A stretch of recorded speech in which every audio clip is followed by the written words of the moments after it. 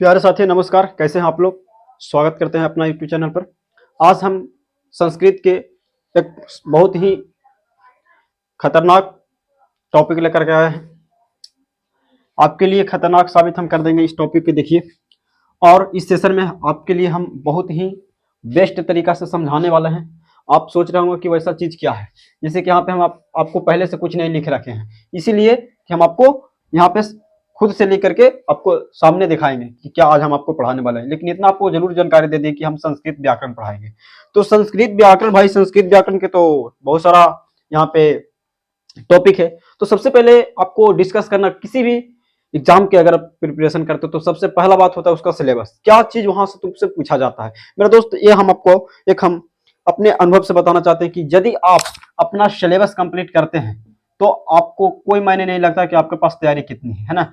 अगर आप अपनी सिलेबस को कंप्लीट रखते हैं तो कोई मायने नहीं रखती कि आप कितना तैयारी, आपका सिलेबस कंप्लीट है तो आपका नंबर बम्पर आने वाला है। तो मेरा दोस्त सबसे पहले हम आपको संस्कृत व्याकरण में ये आपको जानकारी दे देंगे कि मेरा दोस्त आपको क्या क्या इसमें से टॉपिक जो आपको कंफर्म जाना ही है वो चीज पूछता है, हर एक बार पूछता है। ऐसा कोई ईयर नहीं जो आपको उस ईयर में नहीं पूछा गया है। तो मेरा दोस्त ये सब टॉपिक आपको करनी है। आप कहाँ लगे हुए हैं, किस तैयारी पे लगा हुआ है। तो आप सिर्फ खुद का नोट्स मत पढ़िए, बस नोट्स ये भी जानिए, नोट्स वाला जो नोट्स के पहले आपको हम बता चुके हैं, अपना सारा यहाँ पे वीडियो के अंतर्गत बता दिए कि आपका सिलेबस क्या है, क्या चीज आपको पढ़ना चाहिए, क्या चीज छोड़ना चाहिए, हम आपको अच्छे तरीके से डिस्कस करवा दिए। शुरू में ही जब हमने स्टार्ट किया था तो सबसे पहले अपना क्लास 10th के लिए सबसे पहले हम अपना सिलेबस के साथ स्टार्ट किए थे, ताकि वो विद्यार्थी जिनको पास ज्यादा तैयारी नहीं है वो अपना सिलेबस कंप्लीट करे, उनका नंबर बहुत ही यहाँ पे खतरनाक तरीका से, अच्छे तरीका से, यानी कि नंबर उनका अच्छा है। इसके लिए हमने पहले ही सिलेबस बता चुका है। और आज संस्कृत व्याकरण है तो इसका भी हम थोड़ा सा सिलेबस के बात कर लेंगे। किसी भी टॉपिक का स्टार्टिंग करने से सबसे पहला हमारा मकसद होता है कि हम इसको सिलेबस के बारे में जान लें, ताकि आपको भी पता चल जाए कि हमको कितना चीज पढ़नी है और कितना चीज हमको छोड़ना है।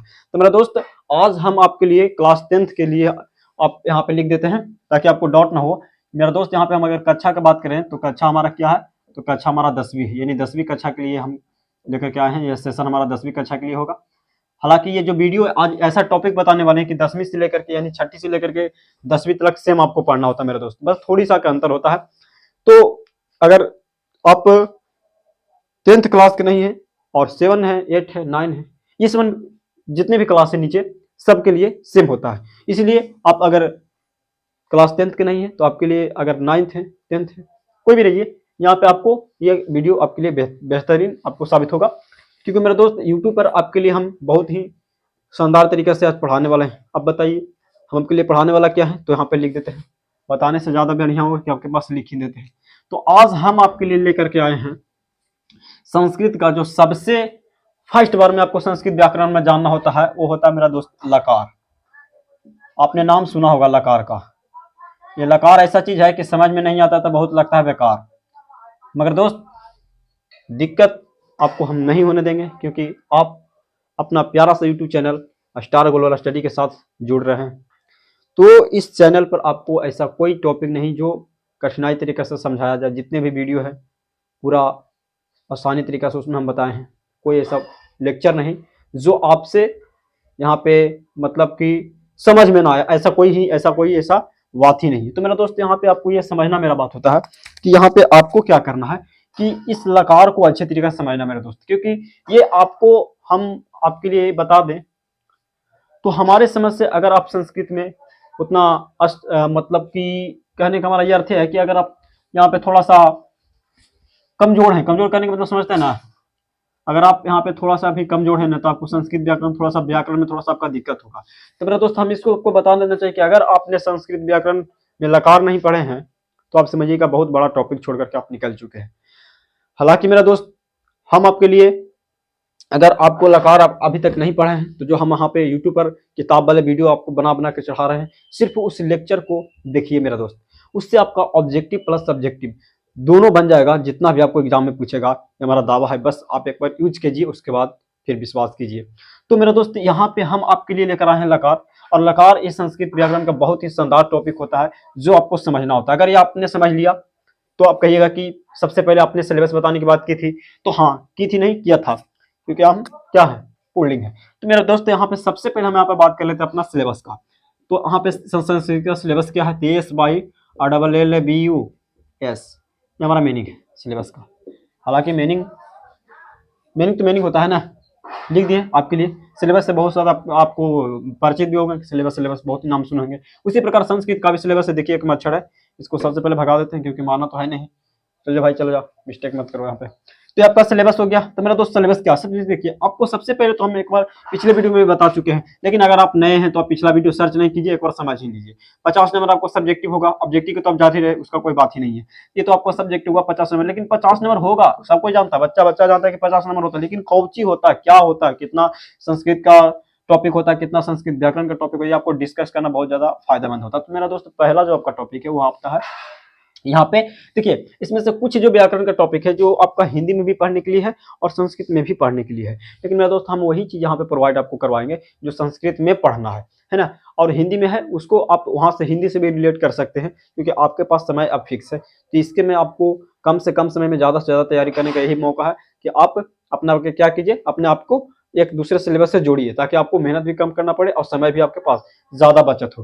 तो मेरा दोस्त इसमें सबसे पहला आपको यहाँ 50 नंबर में किताब से प्रश्न पूछ लिए जाते हैं। किताब से जो 2 नंबर के प्रश्न पूछे जाते हैं, और 2 नंबर के प्रश्न आपको 8 प्रश्न पूछे जाएंगे मेरे दोस्त, और 2-2 नंबर के रहेंगे तो ये आपका 16 अंक हो गया, है ना। तो यहाँ पे 16 अंक आपके यहाँ से हो गया, ठीक है जी। दूसरा में आपसे पूछा जाएगा मेरा दोस्त अनुवाद। अनुवाद कैसे बनेगा, जब लकारा पढ़िएगा।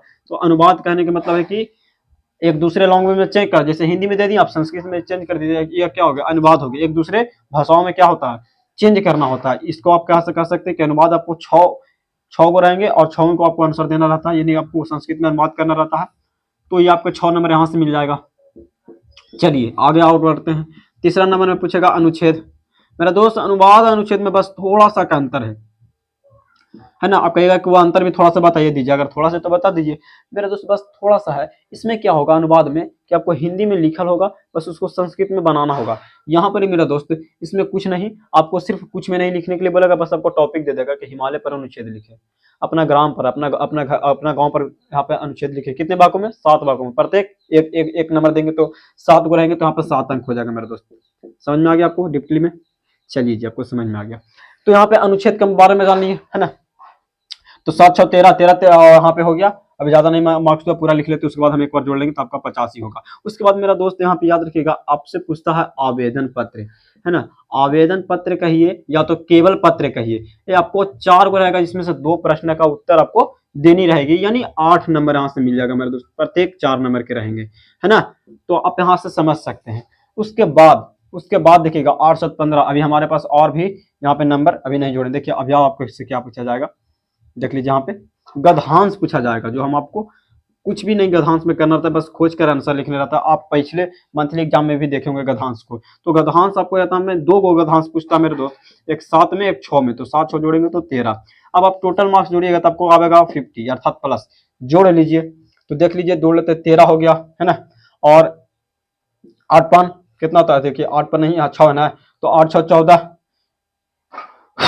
ऐसे जोड़िए। यहाँ पे हो जाएगा 8 7 15, इन टोटल जोड़ेंगे तो यहाँ पे लगभग नहीं, पूरा का पूरा 50 आ जाएगा। देख लीजिए यहाँ पे आपका कितना है 13, फिर यहाँ पे 16, फिर जोड़ेंगे तो 7 6, अब देख लीजिए 7 6 13, और फिर 8 यहाँ पे जोड़ लिए तो हो जाएगा 6 3 9 और 9, यहाँ पे हो जाएगा 12 12 8 20, 20 के 0 हाथ में 2 और 2 यहाँ पे 3 2 5, यहाँ पे आपको 50 आ गया।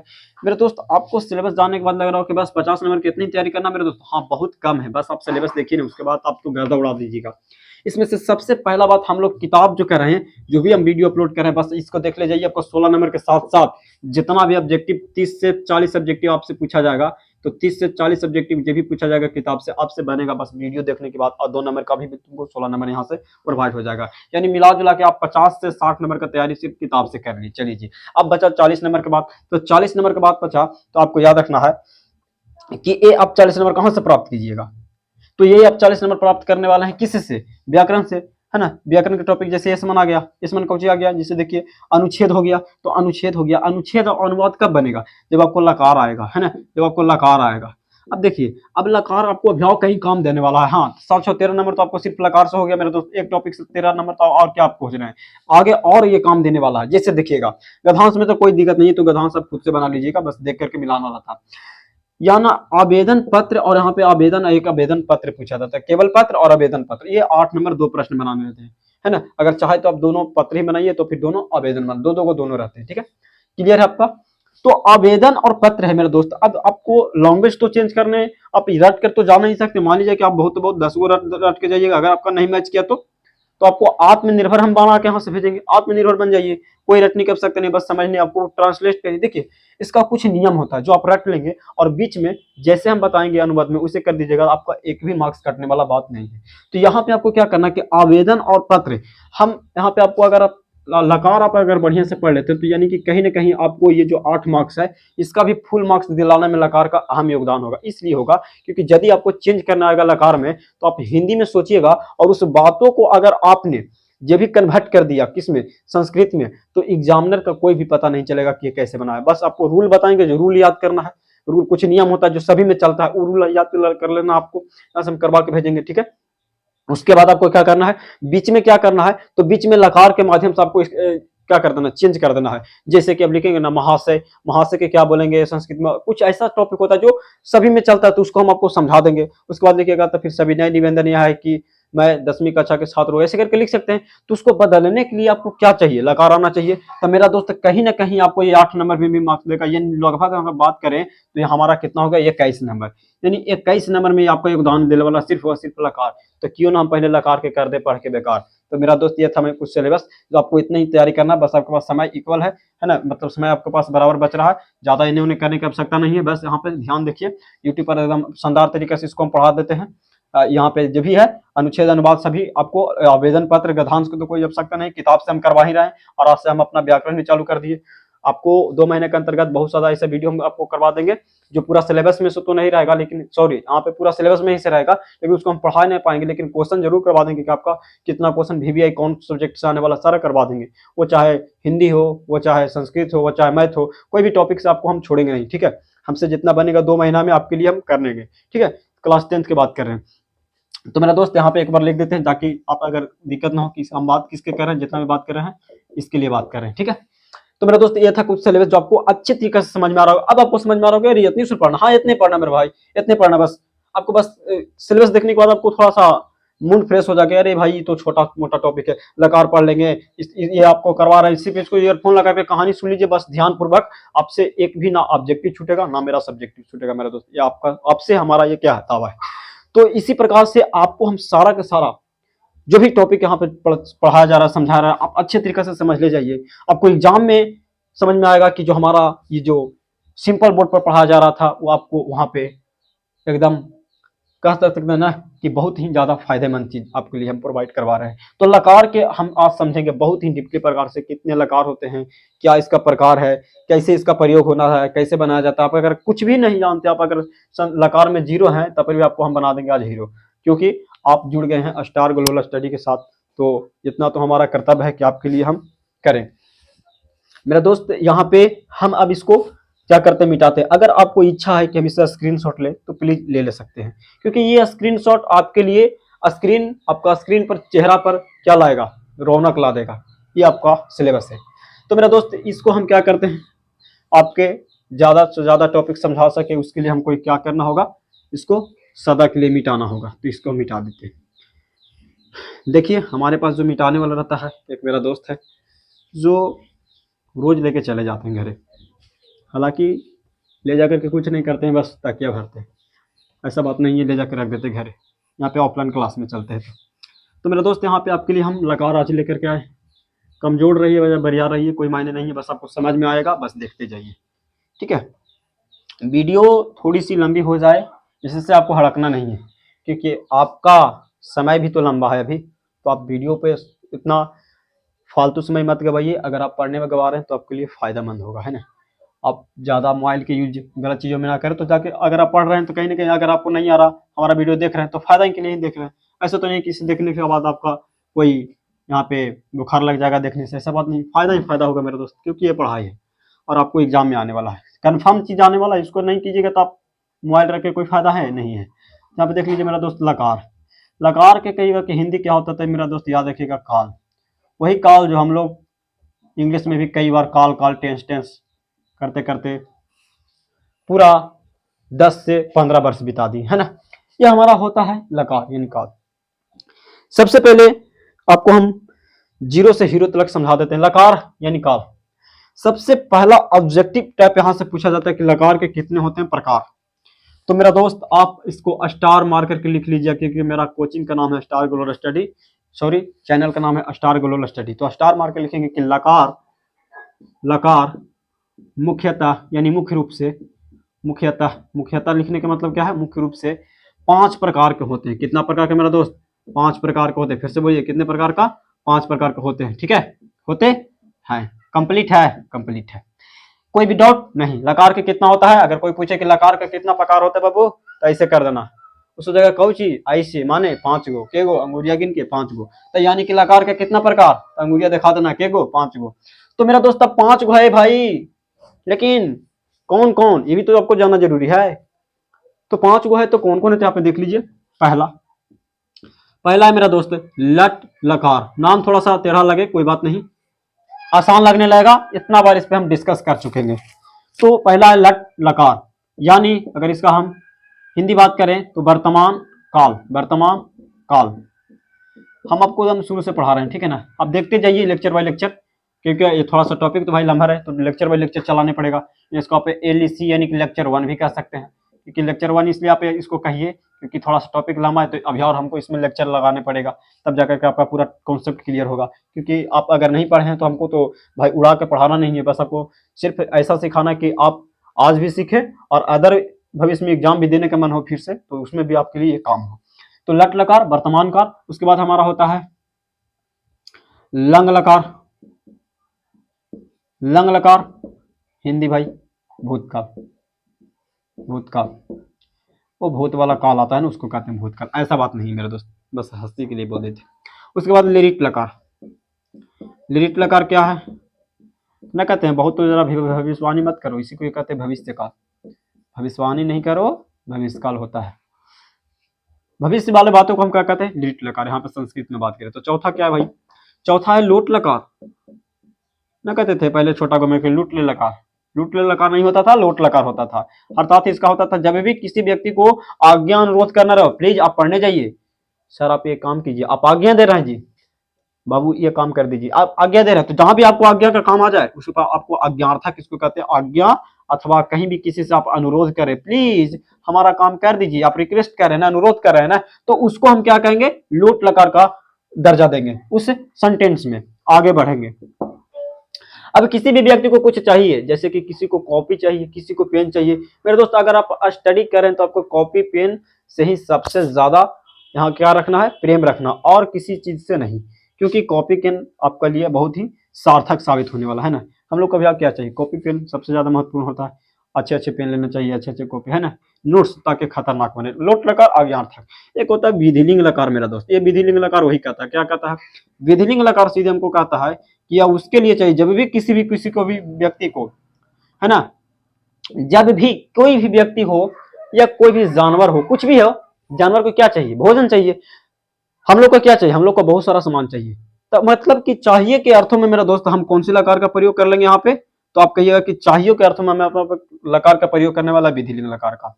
अब मेरा दोस्त यहाँ पे आप मारिए पहले, सबसे पहले स्क्रीनशॉट, ये आपके लिए हम लिख दिए हैं। लकार के पूछेगा प्रकार, तो 5 को बताना है, कौन कौन, तो लट, लंग, लिरिट, लोट, विधिलिंग।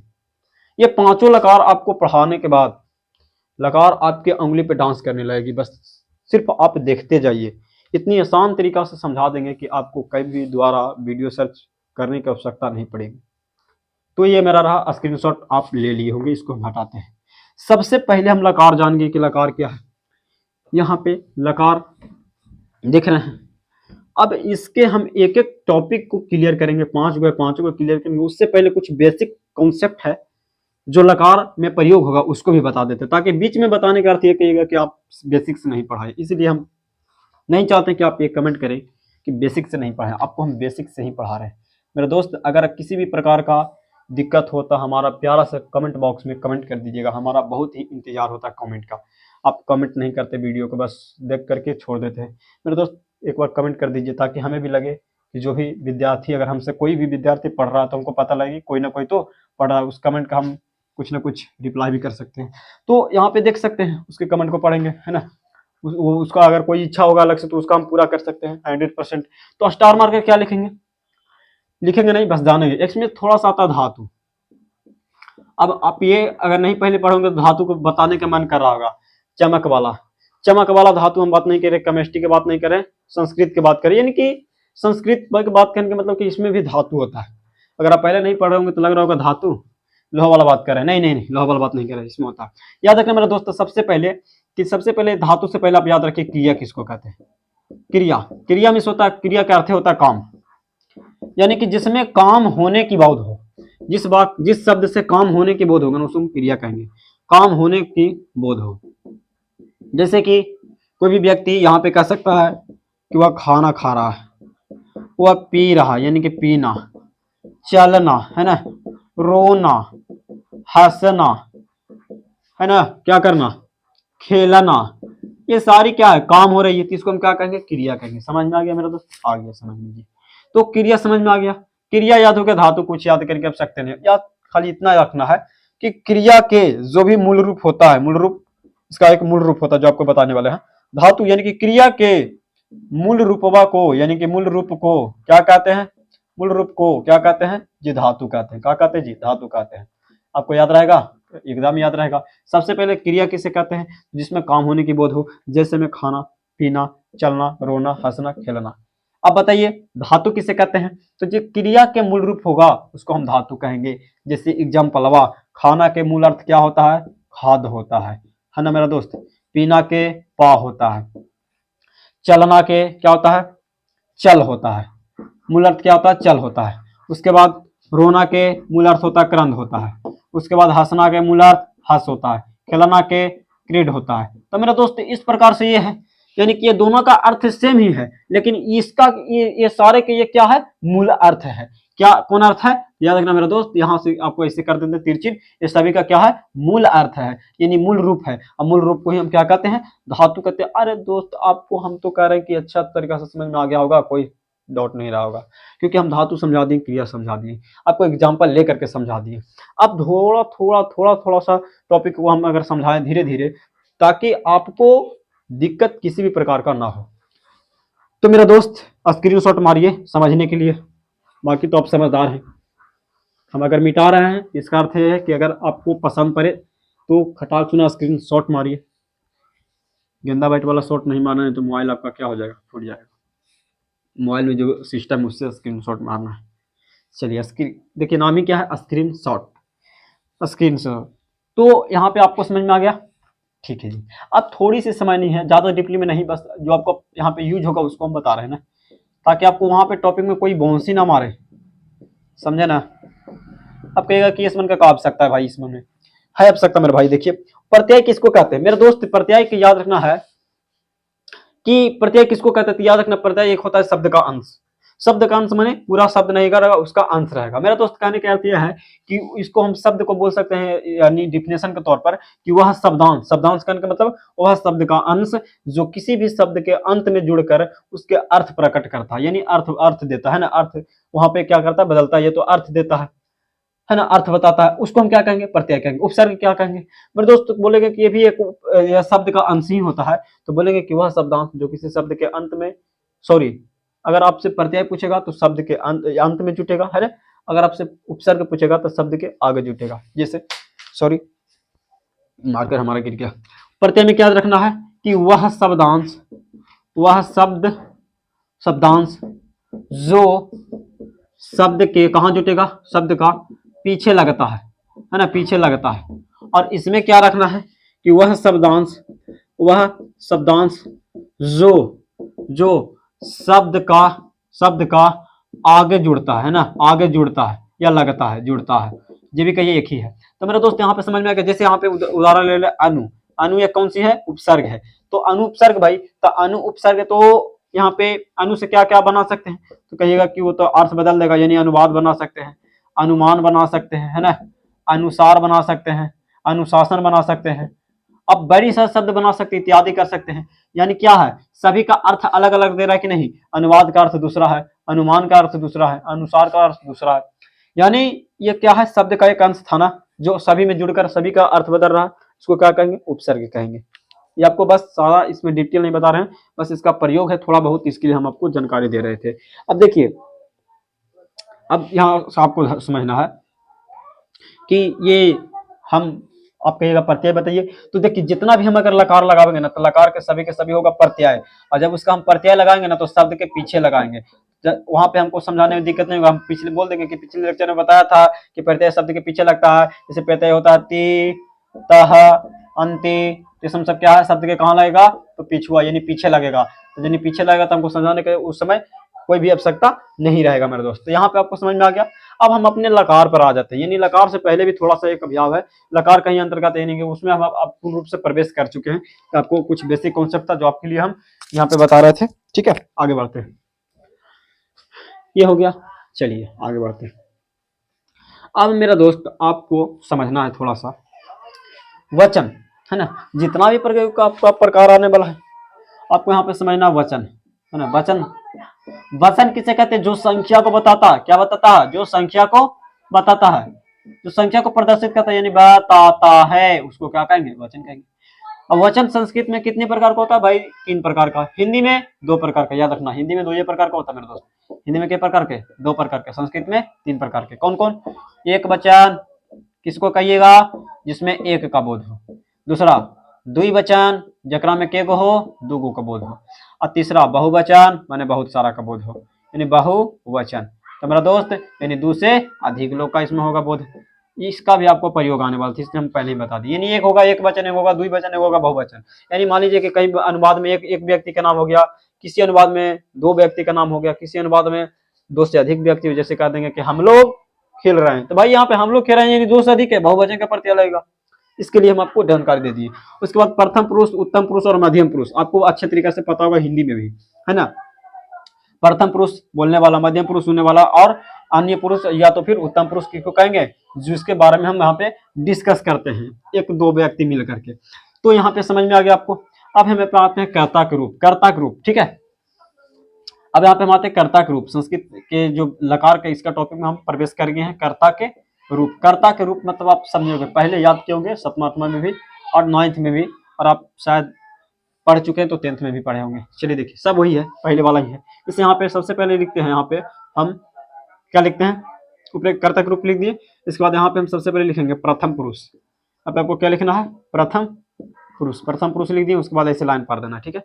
उसके बाद लिखना आपको, सॉरी, प्रथम पुरुष लिख दिए, चलिए ठीक है। उसके बाद ऐसे कर देना, ठीक है मेरा दोस्त। प्रथम पुरुष लिखने से पहले एक बार सबसे पहले इसमें लिख दीजिए पुरुष, ठीक है, ताकि आपके लिए समझने के लिए ज़्यादा आसानी हो जाए। उसके बाद लाइन पारिए, लाइन पार लिए, चलिए इतना से ज़्यादा नहीं, काफ़ी है। उसके बाद यहाँ पे लिख दीजिए इसको इसे ले जा करके एक वचन। एक वचन कहने का अर्थ क्या है, जिसमें एक व्यक्ति का बोध होगा। उसके बाद लिखेंगे द्विवचन, इसमें 2 व्यक्ति का बोध होगा, और एक होगा बहुवचन, जरा में बहुत सारा आ जाएगा बहुवचन में।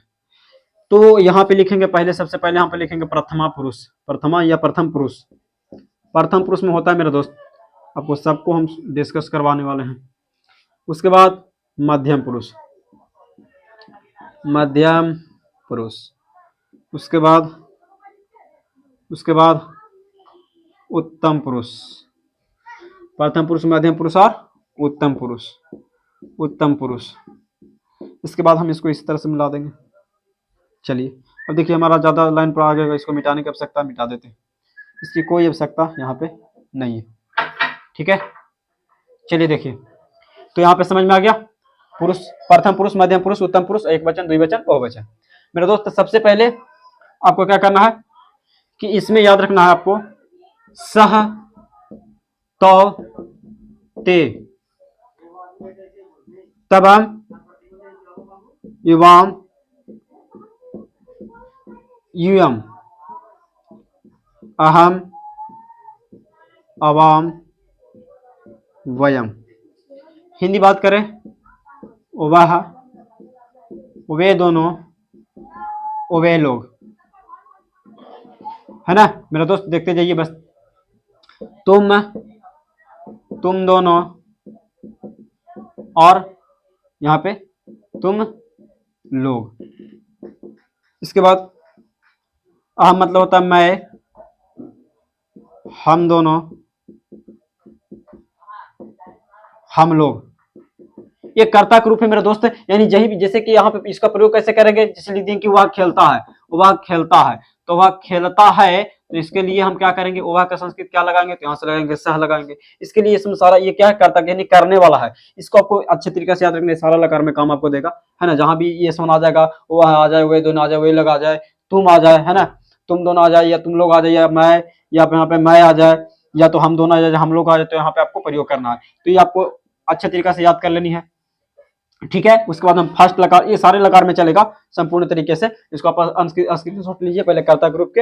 इसके बाद हम आपके लिए बता देना चाहते हैं कि मेरा दोस्त, ये हमारा लकार के लिए आपको पता है कि हमारा लेक्चर 1 ये बन गया। अब इसको हम सारा लकार के समझाएंगे, ठीक है। अनुच्छेद अनुवाद सारा का सारा क्लियर करवा देंगे, आवेदन पत्र जो भी हो। अब बस जुड़ रही है मेरा चैनल से, कोई प्रकार का दिक्कत नहीं होगा मेरा दोस्त। हमारा पर विश्वास रखिए और अपना स्टडी को अपना जारी रखिए, है ना।